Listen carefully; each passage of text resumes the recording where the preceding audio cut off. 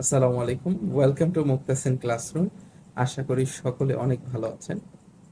আপনারা জানেন recently duet অ্যাডমিশনের 2025-26 সেশনের নতুন সিলেবাস, মান বন্টন এবং কোন কোন ডিপার্টমেন্ট কোন কোন টেকনোলজিতে অ্যাপ্লাই করতে পারবে সবগুলো কিন্তু প্রকাশিত হয়েছে।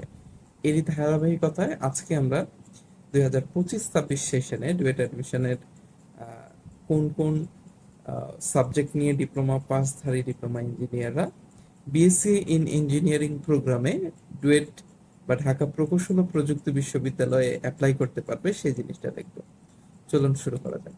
আমরা সকলে জানি ঢাকা প্রকৌশল ও প্রযুক্তি বিশ্ববিদ্যালয় তথা ডুয়েট এটি দেশের অন্যতম একটি বিশ্ববিদ্যালয়, যেখানে আহ, একমাত্র সরকারি খরচে ডিপ্লোমাধারীরা তাদের উচ্চশিক্ষার স্বপ্ন পূরণ করতে পারে, অর্থাৎ বাংলাদেশের একমাত্র এবং অন্যতম বিশ্ববিদ্যালয় যেখানে ডিপ্লোমা ধারীরা সরকারি খরচে বিএসসি করতে পারে। ঠিক আছে, এটা সরকারি একটি বিশ্ববিদ্যালয় একটি মাত্র ডিপ্লোমাধারীদের জন্য।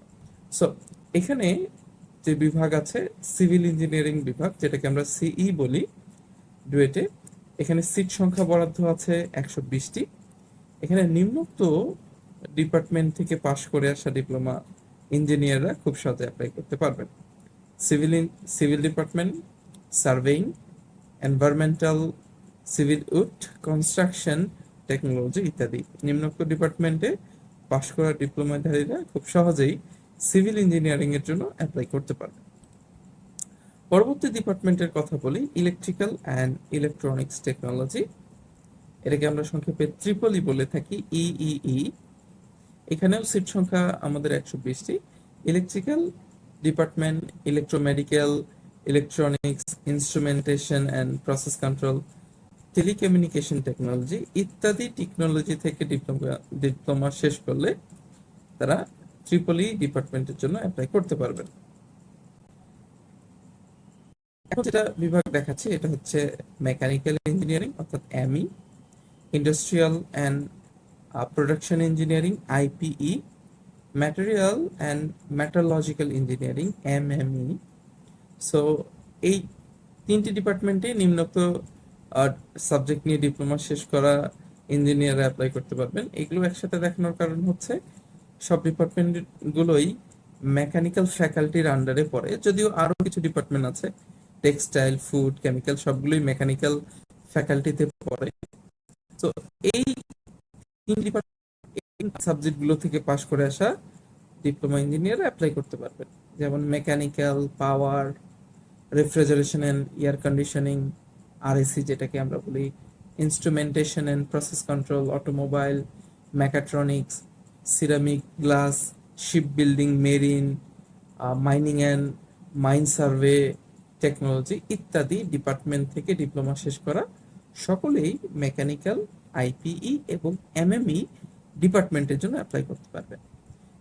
এই উক্ত ডিপার্টমেন্টগুলোতে বরাদ্দকৃত সিট হচ্ছে মেকানিক্যালে 120টি সিট, আইপিইতে 30টি এবং এমএমইতে 30টি সিট এক্সিস্ট করছে।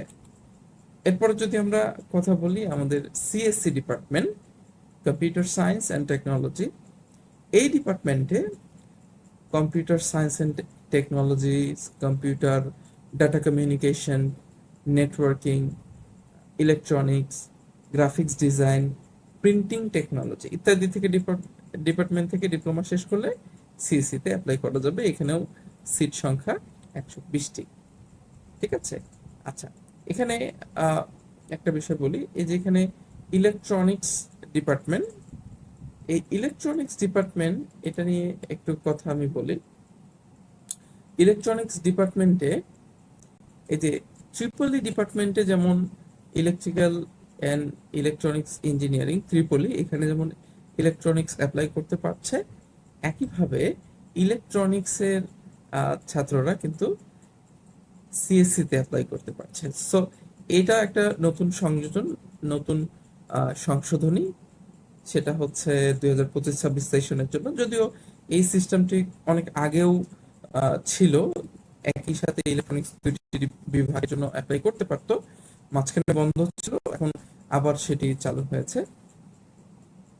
টেক্সটাইল ইঞ্জিনিয়ারিং, টিই যেটাকে বলি, এটা এখানে আমরা textile, jute technology, garments and pattern making technology ইত্যাদি টেকনোলজি থেকে পাশ করা সকলে টেক্সটাইলে আবেদন করতে পারবেন। এখানে 120টি সিট রয়েছে। যদিও রিসেন্টলি এই সংখ্যাটা বিবর্ধন করা হয়েছে, লাস্ট ইয়ারেও 120টি সিট ছিল। সো এই যে অতিরিক্ত সিট সংখ্যা বাড়ানো হয়েছে খুব রিসেন্টলি। সো খুব সহজেই টেক্সটাইল, জুট এবং গার্মেন্টস প্যাটার্ন মেকিং তারা এখানে অ্যাপ্লাই করতে পারবেন। এখানে সিট সংখ্যা 30টি রয়েছে, যদিও আমরা জানি এখানে 5 বছর সময় লাগে কোর্সটি শেষ করতে। এই প্রোগ্রামের সময় 5 বছর।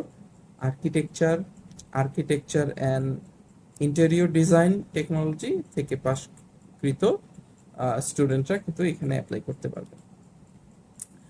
আমরা যদি কথা বলি কেমিক্যাল ইঞ্জিনিয়ারিং এ যারা অ্যাপ্লাই করতে পারবেন সবাই কিন্তু এক্সিস্ট করছে মেকানিক্যাল ডিপার্টমেন্টে।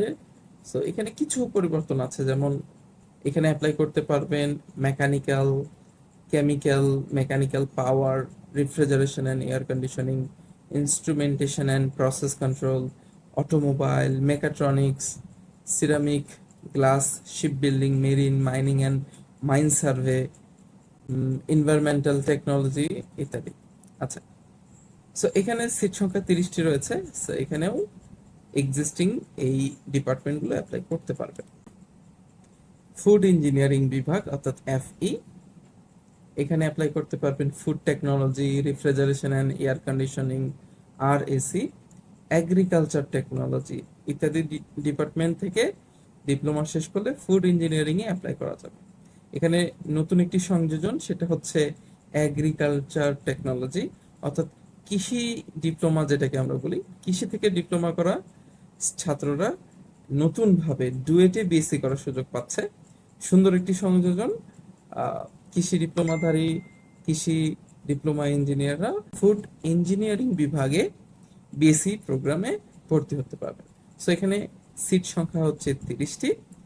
নিম্নোক্ত ডিপার্টমেন্টগুলো ফুড ইঞ্জিনিয়ারিং এ অ্যাপ্লাই করতে পারবেন। এই ছিল আজকের ভিডিও।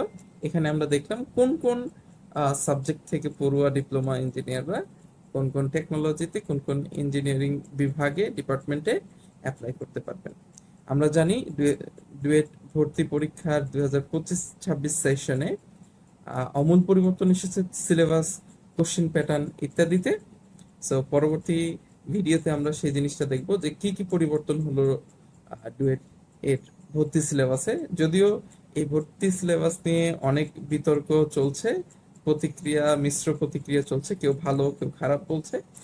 পরবর্তী ভিডিওতে আমরা দেখব যে আমাদের সিলেবাসের কোন কোন জায়গাগুলো কিরকম পরিবর্তন হয়েছে। ধন্যবাদ আজকের এই ভিডিওতে সবাইকে সাথে থাকার জন্য। আসসালামু আলাইকুম।